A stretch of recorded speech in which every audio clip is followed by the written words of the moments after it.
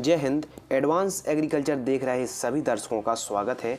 आज की वीडियो में आपको बताएंगे कपास की फसल में पूरे जीवन चक्र में कितने प्रकार के कीट आते हैं, उन्हें हम कैसे समय रहते नियंत्रण कर सकते हैं। तो आज का जो हमारा टॉपिक है जिसमें आपको बताएंगे कपास की फसल पर इंसेक्ट कीटों को नियंत्रण करने का फुल शेड्यूल, यानी किस स्टेज पर किस अवस्था पर कौन से कीट आते हैं और कैसे हम उन्हें नियंत्रण कर सकते हैं। तो यह वीडियो आपके लिए काफ़ी इन्फॉर्मेटिव साबित है। यह जानकारी आपको प्रैक्टिकली जानकारी दी जा रही है।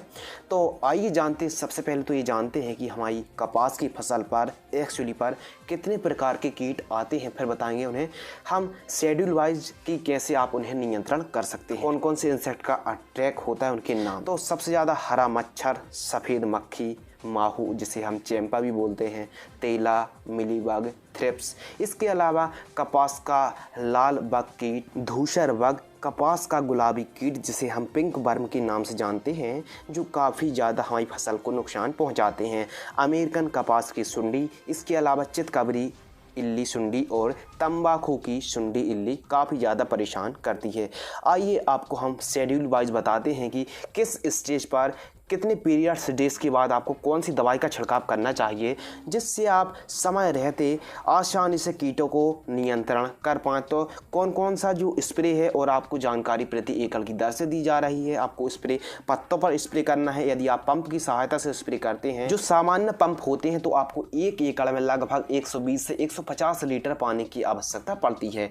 वहीं किसान भाइयों, यदि आप बड़ी टंकी से ट्रैक्टर से स्प्रे करते हैं तो आपको 150 से 200 लीटर पानी आपको एक एकड़ में लग जाता है। तो आइए जानते हैं कपास में कीट नियंत्रण करने के लिए कीट अटैक का जो प्रकोप होता है, उन्हें शेड्यूल वाइज हम पीरियड टाइम से, यानी पहला छिड़काव में हम कौन कौन सी दवाई स्प्रे कर सकते हैं, ऐसे आपको पूरे हम छिड़काव आपको बताते हैं। डीपली जानकारी आपको मिलने वाली, विस्तार से जानकारी मिलने वाली, तो वीडियो को आप लाइक जरूर कर देना। तो चलिए हम अपनी वीडियो को प्रारंभ करते हैं शेड्यूल वाइज। तो कुछ इस प्रकार समझिए, बुआई से जैसे ही आपकी फसल 20 से 25 दिन की होती है तो आपको पहला छिड़काव करना चाहिए।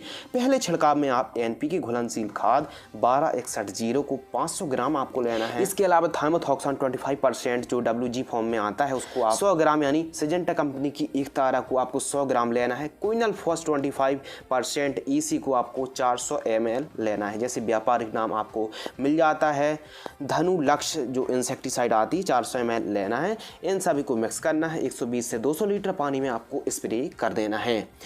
आइए जानते हैं किसान भाई, और आपको बता दें कि पहले छिड़काव से दूसरे छिड़काव का अंतराल आप 14-15 दिन रख सकते हैं। यानी आपने पहला छिड़काव किया, 14-15वें दिन आपको दूसरा छिड़काव करना चाहिए। यानी पहले छिड़काव से दूसरे छिड़काव का अंतराल समय आप 15 दिन के आसपास रख सकते हैं। आइए जानते हैं दूसरा छिड़काव। तो ऐसे कंडीशन में हमारी फसल पर व्हाइट फ्लाई, एफिड जैसे तेला और भी अन्य कीटों का प्रकोप देखने के लिए मिलता है, स्पेशल थ्रिप्स का, हरा पौध का फुद का। तो ऐसी कंडीशन में बुआई से जैसे ही आपकी फसल 40 से 42 दिन की होती है तो आपको क्या करना है, कॉन्फिडोर सुपर आता है, आपको 50 ml लेना है। और प्रोफेनोफॉस 40% प्लस सापर मैथ्रिन 4% EC, जो व्यापारिक नाम नागार्जुन का प्रोफेक्स सुपर आता है, 300 ml लेना है। और आपको बायोबीटा लिक्विड लेना है 200 ml। इनको मिक्स करना है। बायोबीटा लिक्विड आप लेंगे तो आपकी फसल ठीक तरीके से ग्रोथ होगी। इन सभी को मिक्स करके आपको 150 से 200 लीटर पानी में छिड़काव कर देना है। किसान भाइयों, आपको मैं उम्मीद करता हूं, आशा करता हूं कि जो मैं आपको बता रहा हूं आपके ज़रूर समझ में आ रहा होगा। आइए जानते हैं तीसरा छिड़काव। कपास की फसल जैसे ही हमारी बुआई से 55 से 56 दिन की होती है, हमको तीसरा छिड़काव करना चाहिए।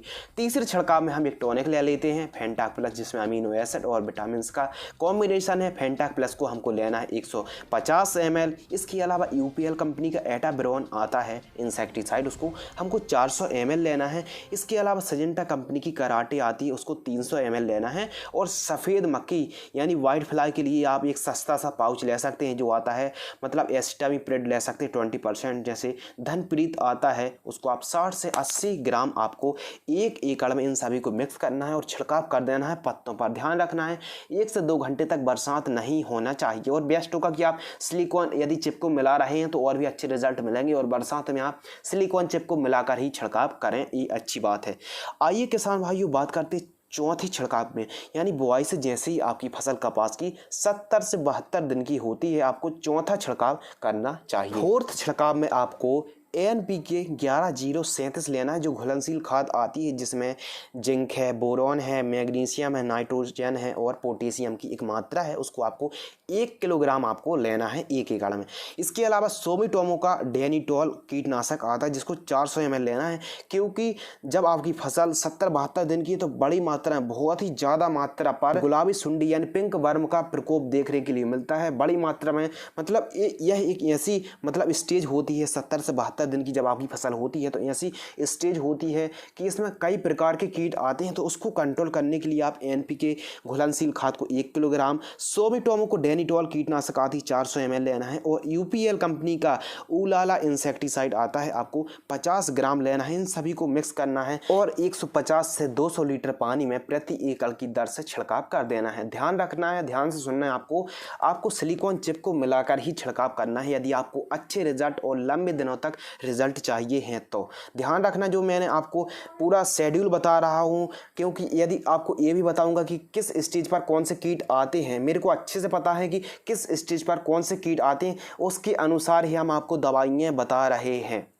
तो उसके अकॉर्डिंग ही यह चौथे छिड़काव में काफ़ी ज़्यादा प्रकोप देखने के लिए मिलता है, गुलाबी सुंडी का, फिर जैसेड थ्रिप्स का और भी बग का और तंबाकू इल्ली का प्रकोप देखने के लिए मिलता है। शुरुआत में थ्रिप्स रस चूसने वाले कीटों का प्रकोप देखने के लिए मिलता है, लेकिन जैसे ही हमारी फसल में डोंडे आने चालू हो जाते हैं, फूल आते हैं, तो उस कंडीशन में हरा मच्छर का प्रकोप, थ्रिप्स का प्रकोप और इसके अलावा पिंक वर्म का और चितकबरी इल्ली का प्रकोप बड़ी मात्रा में देखने के लिए मिलता है। तो जो मैं आपको दवाइयाँ बता रहा हूँ ये सस्ती, ज़्यादा महंगी नहीं है और इनके रिजल्ट एकदम बहुत ही अच्छे हैं, मतलब लंबे समय तक आप कीटों को नियंत्रण कर सकते हैं। आइए जानते हैं, जैसे ही आपकी फसल मतलब बुआई से 80 से 85 दिन की होती है आपको 5 बार छिड़काव करना चाहिए।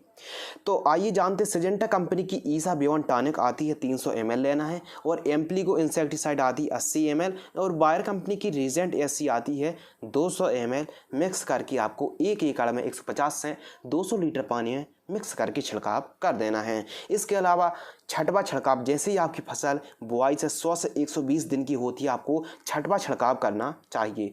6 छिड़काव में आपको क्या करना है कि जो छठवां छिड़काव आप करेंगे तो 0050 घुलनशील खाद आती है 1 किलोग्राम, FMC की रोगोर इंसेक्टिसाइड 200 ml और अदामा इंडिया कंपनी की प्रेमेन सुपर आती है 400 ml। इन सभी को मिक्स करना है आपको। 1 एकड़ में आपको 150 से 200 लीटर पानी लेना है और बेस्ट होगा कि आप सिलिकॉन चिप को मिलाकर छिड़काव करें, आपको बहुत ही अच्छे, बहुत ही बढ़िया रिजल्ट मिलेंगे। तो किसान भाइयों, आज की वीडियो में हमने आपको कपास की फसल में कितने प्रकार के कीट लगते हैं, उन्हें हम नियंत्रण करने के लिए जो हमने आपको शेड्यूल बताया है, मतलब स्प्रे का जो शेड्यूल बताया है, ये काफ़ी अच्छा है और काफ़ी मतलब प्रैक्टिकली ये जानकारी आपको हम दे रहे हैं। तो एक लाइक ज़रूर बनता है और हाँ, आप जैसे ही स्प्रे करेंगे तो आपको 15 दिनों तक काफ़ी अच्छा रिजल्ट मिलेगा, 15-20 दिनों से ज़्यादा ही आपको अच्छा रिजल्ट मिलेगा। तो आशा करते हैं, उम्मीद करते हैं कि कपास की यह वीडियो आपको ज़रूर पसंद आई होगी। और हाँ दोस्तों, यदि आप कॉटन का फुल फर्टिगेशन यदि आपने नहीं देखा वीडियो को, यानी पूरे जीवन चक्र में कपास की फसल में कौन कौन सी खाद देनी चाहिए, तो उस वीडियो को भी आप देख सकते हैं, लिंक डिस्क्रिप्शन में मिल जाएगी। यदि आपने हमारे फेसबुक पेज को लाइक नहीं किया है तो लाइक कर लीजिए। यदि आप टेलीग्राम ग्रुप में जुड़ना चाहते हैं तो आपको लिंक डिस्क्रिप्शन में मिल जाएगी, वीडियो को लाइक कर दीजिए। तो फिलहाल आज की वीडियो में बस इतना ही। जय हिंद, वंदे मातरम।